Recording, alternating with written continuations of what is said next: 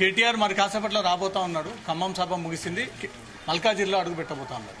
మైనంపల్లి వర్గం ఇప్పటికే రెడీ అయింది. కేటీఆర్ నెట్టి పరిస్థితులు అడ్డుకుంటాము, మల్కాజిగిరిలో అడుగు పెట్టకూడదు అని మీరేం చెప్తారు?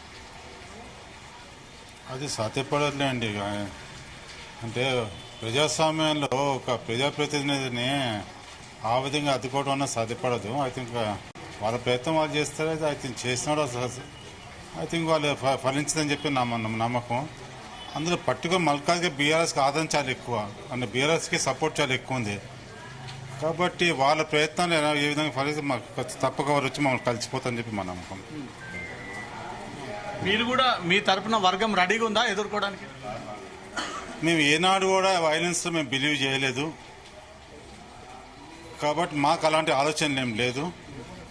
అదేమంటే లా అండ్ ఆర్డర్కి ఆల్రెడీ పోలీస్ వాళ్ళకి ఐ థింక్ ఇంటెలిజెన్స్ వింగ్ అట్లాంటివి ఉంటే వాళ్ళు ఆల్రెడీ ఐ థింక్ ఆ ఇన్ఫర్మేషన్ వాళ్ళు రీచ్ అంటే ఆ నెసరీ స్టెప్స్ వాళ్ళు తీసుకుంటారు. దాని గురించి మేము అంతగా ఆలోచించదలుచుకోలేదు.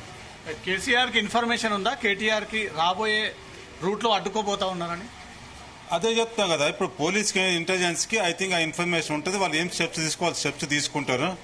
దాని గురించి మేము అంతగా ఆలోచించే అవసరం మాకు లేదని మేము అనుకుంటున్నాం. రాబోయేది బోనాల పండుగ, హిందువులు అత్యంత ఐక్యంగా ఉండి రోడ్డు మీదకి వచ్చేటువంటి పండుగ.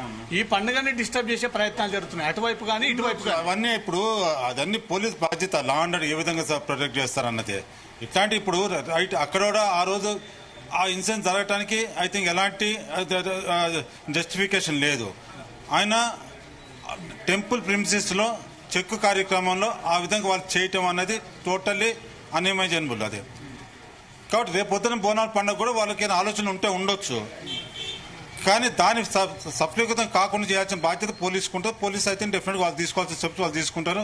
అవసరం నెసరీ అయితే ఇంకెక్కువ ఫోర్స్ డిప్లాయ్ చేస్తారు. కాబట్టి దాని గురించి అని మేము అంతగా థింక్ చేయాల్సిన నెసరీ మాకు లేదు. అది ఇప్పుడు ఇదే మైనంపల్లి హనుమంతరావుకు కేటీఆర్ అవకాశం కల్పించి ఎమ్మెల్యే స్థాయి ఇచ్చినటువంటి వ్యక్తి, ఆ వ్యక్తిని అడ్డుకునే ప్రయత్నం చేస్తా ఉన్నాడు అంటే రైట్. ఒకప్పుడు తెలుగుదేశం చంద్రబాబు నాయుడు ఐ థింక్ ఆయన ఆ రోజు ఆ స్థాయికి రావడం కారణము, తర్వాత కేటీఆర్ రావడం కారణము. రేపు పొద్దున ఐ థింక్ ఈరోజు రేవంత్ రెడ్డికి ఉండొచ్చు. రైట్ అవకాశాన్ని బట్టి ఆయన బిహేవ్ చేస్తూ పోతాడు. ఎవరికి ఎప్పుడైతే ఎవరితో అటాచ్ అవుతూ లాభం అనిపిస్తే ఆ పర్సన్తో అటాచ్ అవుతూ పోతాడు ఆయన. సరే, పార్టీ పరంగా పక్కన పెడితే అవతల పార్టీల మీద ఎందుకు ఈ దాడులు, ఈ సంస్కృతి, ఈ సవాళ్లు, రోడ్ల మీదకి వాహనాలు, ఈ గ్యాంగ్ అంతా గ్యాదర్ చేయడం అంటే ఎందుకో పబ్లిక్ ఎప్పుడు ఐ థింక్ ప్రామినెంట్గా ఉండాలనుకుంటాడో లేకపోతే తన ఇంపార్టెన్స్ కోల్పోతాడు అనుకుంటాడు. ఆయన సైకాలజీ ఏంటో తెలియదు, కానీ ఎప్పుడు ఒక డిస్టర్బెన్స్ క్రియేట్ చేయడం అన్నది ఆయనకు ఆనవాయితీ అయిపోయింది ఆయనకి.